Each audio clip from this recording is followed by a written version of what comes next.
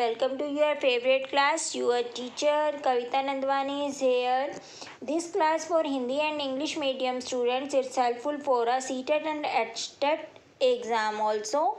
Student, in yesterday class we was discussed the chapter number 5 for class 6, major domains of the earth.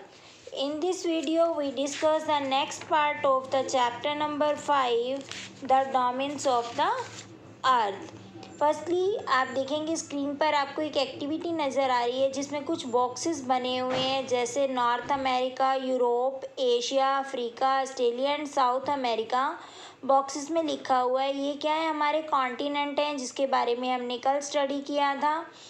ठीक है, आप इस figure के बिल्कुल नीचे देखेंगे, count the square given in figure 5.3 and answer the following. आपको क्या करना है जी, इन कॉन्टिनेंट जहाँ पर लिखे हुए हैं इन कॉन्टिनेंट के बॉक्सेस को काउंट करना है और बताना है कि नेम द लार्जेस्ट कॉन्टिनेंट, की लार्जेस्ट कॉन्टिनेंट कौन सा है, जिसके बॉक्सेस ज़्यादा होंगे वो नेचुरली है वो लार्जेस्ट होगा।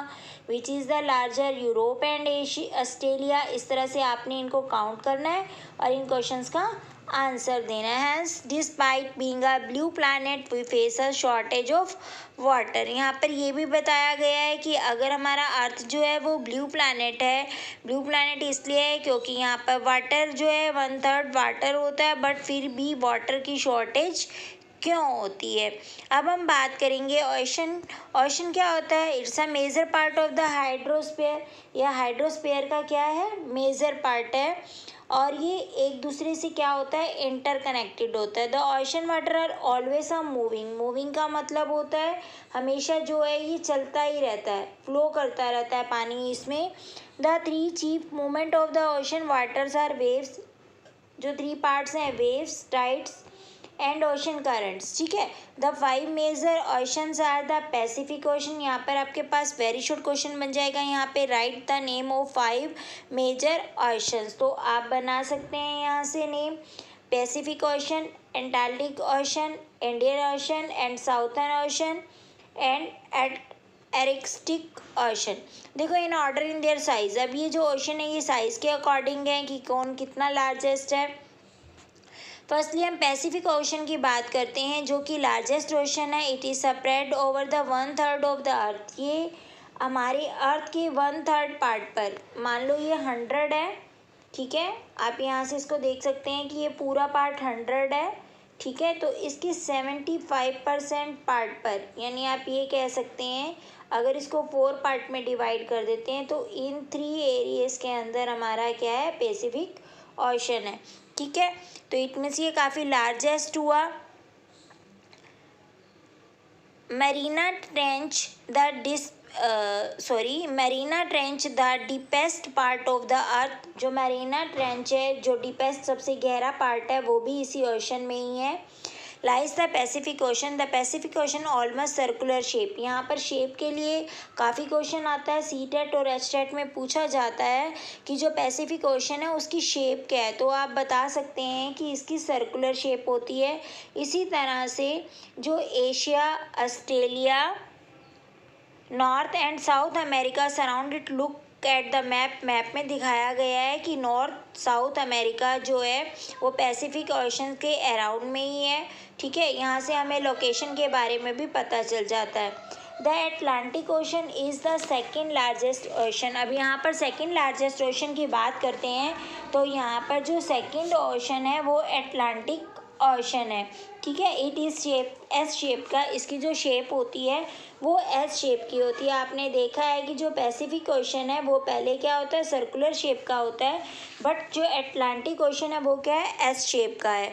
It is flanked bye the north and south America in the western side and the Europe and Africa on the eastern side. अगर अब इसकी सिचुएशन की बात करते हैं कि यहाँ पर सिचुएटेड कैसे है, तो हम देखेंगे कि इसके वेस्टर्न साइड पर साउथ अमेरिका है और यूरोप है। ठीक है, और इसके ईस्टर्न साइड पर यूरोप और अफ्रीका है और साउथ साइड पर जो है नॉर्थ एंड साउथ अमेरिका है वेस्टर्न साइड पर।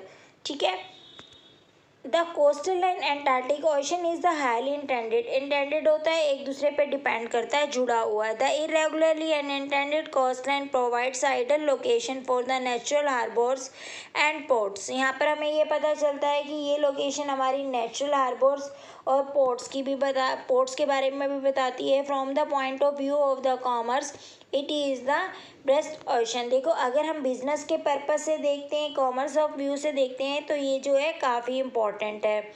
The Indian ocean is the only ocean named after a country. देखो, अब यहाँ पर इंडियन ओशन की बात की गई है, यही एक ऐसा ओशन है जिसका नाम कंट्री के नाम पर रखा गया है, यानी कि इंडिया के नाम पर रखा गया है। और इसकी शेप की बात करेंगे तो ये क्या होता है, ट्रायंगुलर शेप का होता है। देखो, अभी तक आपने 3 ओशन पढ़े हैं। फर्स्ट पैसिफिक ओशन जो कि सर्कुलर शेप का होता है, सेकंड अटलांटिक ओशन जो कि एस शेप का होता है, और थर्ड इंडियन ओशन जो कि ट्रायंगुलर शेप का होता है। It is bound by Asia in the west of Africa and the east of Australia. अब यहाँ पर बात करेंगे तो ये बाउंड है चारों तरफ से, कैसे? देखो, it is bound by Asia, Asia के द्वारा बाउंड है। इसके वेस्ट में तो अफ्रीका है, ठीक है, और ईस्ट में ऑस्ट्रेलिया है। The southern ocean encircle the continent of the Antarctica and extend northward to the 60 degree of south latitude. अब साउथर्न ओशन की बात करेंगे, ये हमारा क्या है, 60 डिग्री साउथ लैटिट्यूड है। The Arctic Ocean is located within the Arctic circles and surrounded by the North Pole. अब देखो, यहाँ पर बात करेंगे हम कि जो हमारा ये एर्टिक ओशन है, ये लोकेट करता है एरिटिक सर्कल्स की तरफ, जो उसके कि चारों तरफ हमारा नॉर्थ पोल होता है। ये कनेक्टेड है हमारा पैसिफिक ओशन से, ठीक है, by a narrow sketch shallow water known as the Bering Strait. It is bound by the northern coastal northern America and Asia. अब देखो, यहाँ पर ये बताया हुआ है कि जो एरिटिक ओशन है वो लोकेट करता है हमारे एरिटिक सर्कल से, जो कि सराउंड किसके है, नॉर्थ पोल के है। और ये पैसिफिक ओशन को नैरो स्क्रैच पर क्या करता है, अटैच करता है, ठीक है। अब बात करेंगे एटमॉस्फेयर की। The earth is surrounded by a layer of gas and called the atmosphere. ये ऑलरेडी हम यस्टरडे क्लास में डिस्कस कर चुके हैं कि एटमॉस्फेयर क्या होता है, ठीक है। ये एक थिन लेयर होती है, the thin blanket the of the air and internal and the important aspect of the planet. ये क्या होती है, प्लानट होते हैं इसके अंदर, और ये बिल्कुल एक क्या होती है, थिन लेयर होती है जो अर्थ के ऊपर होती है। It provides us the air we breathe. इसके अंदर हमें वो एयर मिलती है जिसमें कि हम सांस ले सकते हैं, और ये हमें प्रोटेक्ट करती है हार्मफुल रे से। जो सन की तरफ से हमारे पास हार्मफुल रे आती हैं, जैसे अल्ट्रा वायलेट रेज आती हैं, ये उससे हमें क्या करती है, सेव करती है, प्रोटेक्ट करती है। The atmosphere extend up to the height to about 1600 kilometre.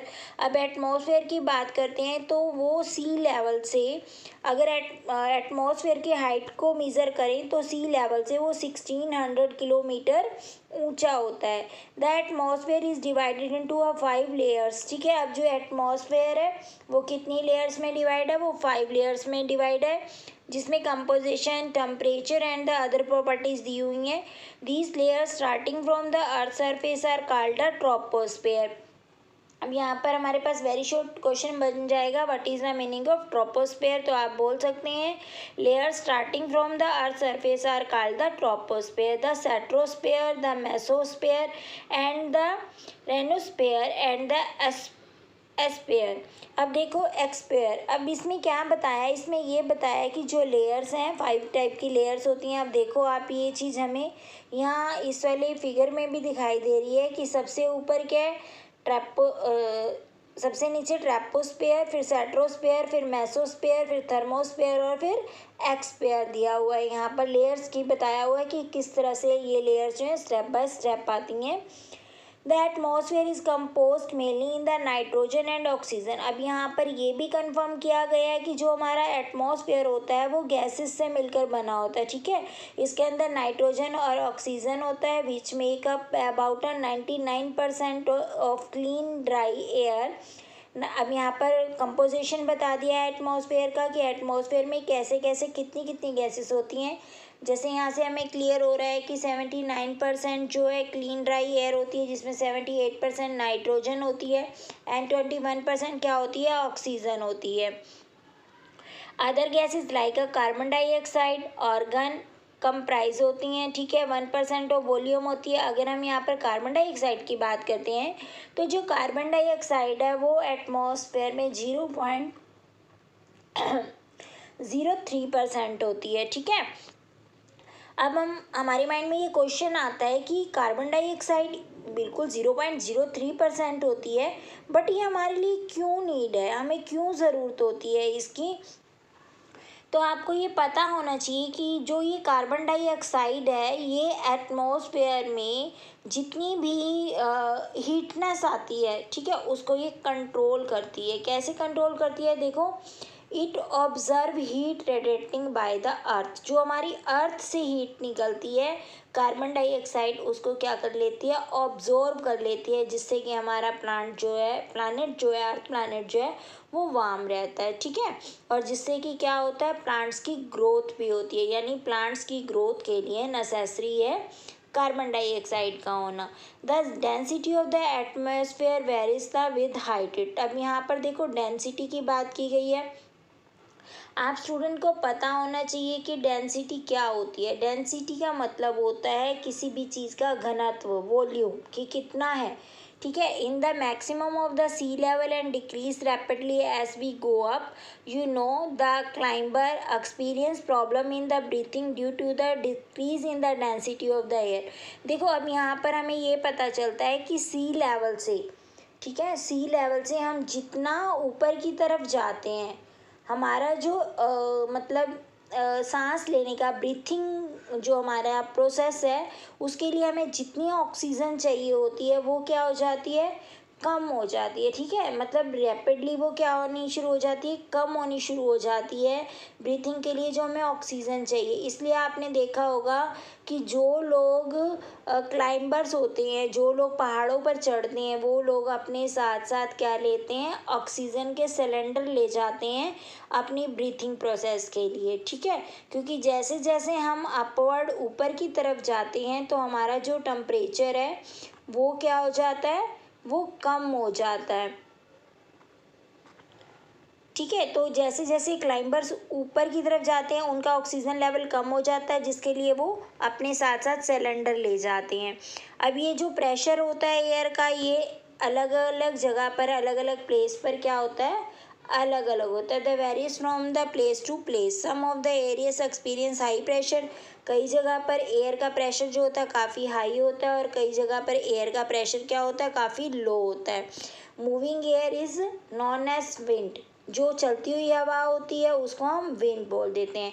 Biosphere के बारे में हम ऑलरेडी पहले से ही डिस्कस कर चुके हैं कि बायोस्फीयर क्या होता है। हमने पढ़ा था लिथोस्फीयर और एटमॉस्फेयर जो है, इनका क्या होता है, जोड़ होता है biosphere. The biosphere is the narrow zone of contact between the land, water and air. तो ये तीनों से मिलकर बना होता है। It is in the zone of that a life. ये वो जोन होता है जहाँ पर लाइफ पॉसिबल होती है। ये जो प्लानट होता है काफ़ी यूनिक होता है, ठीक है। अब यहाँ पर हम बात करेंगे कि देयर आर अ सर्वल। अब देखो यहाँ पर कितनी अच्छी पिक्चर बनाई है जिसमें हमें क्लियर बताया गया है कि लिथोस्फीयर, एटमॉस्फेयर और हाइड्रोस्फीयर को मिलाकर क्या बनता है, हमारा बायोस्फीयर बनता है। बायोस्फीयर एक ऐसा स्फीयर है जिसके अंदर हमारी लाइफ क्या होती है, पॉसिबल होती है। देखो अब इसमें आगे चैप्टर में यहाँ जो दिया हुआ है ये बायोस्फीयर के बारे में बताया हुआ है। इसमें ये बताया हुआ है कि जो डोमेन्स होते हैं अर्थ के, जो अर्थ का डिस्ट्रीब्यूशन किया गया है वो बिल्कुल अलग अलग है, इफ़ेक्टिव होता है एक दूसरे पे, ठीक है। अब यहाँ पर एक एग्जांपल दिया हुआ है आपको, देखो इसमें एग्जांपल दिया है cutting of forest and fulfilling over needs of would. अब यहाँ पर एग्जाम्पल दिया हुआ है कि आप जो है जंगलों को काट देते हो अपनी ज़रूरत की लकड़ियों के लिए, ठीक है, और एग्रीकल्चर के लिए आप क्लीन कर लेते हो एरिए को, जिससे क्या होता है कि फास्टली जो हमारी सोइल के अंदर फर्टिलाइज पावर होती है वो धीरे धीरे ख़त्म हो जाती है, ठीक है। जिससे क्या होता है, नेचुरल क्लाइमेटिस जो है वो अर्थक्वेक आने शुरू हो जाते हैं। एक और एग्जाम्पल दिया हुआ है यहाँ पर, for the example could be submergence of the land as happening in the case of tsunami recently, यहाँ पर ये बताया हुआ है कि जब सुनामी आ जाती है तो भी जो हमारा लैंड है वो ख़राब हो जाता है। ठीक है, यहाँ पे अंडमान और निकोबार का एग्जाम्पल दिया हुआ है कि किस तरह से वो वाटर के अंदर अंडर वाटर हो जाते हैं। ठीक है, और वेस्टेज हम किस तरह से जो वेस्टेज होती है मटेरियल है वो लेक में और रिवर्स में डाल देते हैं, जिससे कि वो पानी जो है वो ख़राब हो जाता है। और इसमें दिया हुआ है mention for the industries thermal power plants and vehicles pollute the air. Carbon dioxide is an important component of the air, but increase in the amount of carbon dioxide lead to increase the global temperature. देखो यहाँ पर जिस तरह से हमने पहले study किया कि जो कार्बन डाइऑक्साइड गैस है वो किस तरह से कम होने पर भी हमारे लिए काफ़ी यूज़फुल है। क्यों यूज़फुल है? क्योंकि वो अर्थ की हीट को ऑब्ज़र्व कर लेती है। ठीक है, बट क्या है कि अगर कार्बन डाइऑक्साइड की गैस अगर अपनी लिमिट से ज़्यादा हो जाती है तो ये क्या करेगी, ये इंक्रीज़ कर देगी हमारे ग्लोबल टेम्परेचर को। ठीक है, अभी हमारे ग्लोबल टेम्परेचर को इंक्रीज़ कर देगी, जिससे क्या होगी, ग्लोबल वार्मिंग हो जाएगी और हमारे लिए प्रॉब्लम हो जाएगी, जिससे कि अर्थ पर बैलेंस नहीं बन पाएगा। नेचर और डोमेन्स के बीच में बैलेंस नहीं हो पाएगा, लिथोस्फेयर और एटमॉस्फेयर और हाइड्रोस्फेयर के बारे में। जब इसमें बैलेंस नहीं हो पाएगा तो नेचुरली है कि आपके लिए प्रॉब्लम क्रिएट हो जाएगी। स्टूडेंट में भी आपको चैप्टर काफ़ी अच्छे से क्लियर हो गया होगा, अंडरस्टैंड हुआ होगा। अगर आपको किसी तरह की कोई प्रॉब्लम आती है तो आप कमेंट बॉक्स में कमेंट करके मुझसे डिस्कस कर सकते हैं। स्टूडेंट, अगर आपको अंडरस्टैंड हुआ है तो मेरी वीडियो को लाइक शेयर और सब्सक्राइब करना ना भूलें, क्योंकि आपका शेयर आपका लाइक मुझे मोटिवेशन देगा ताकि मैं अपने स्टूडेंट्स के लिए और ऐसी वीडियो बनाती रहूं।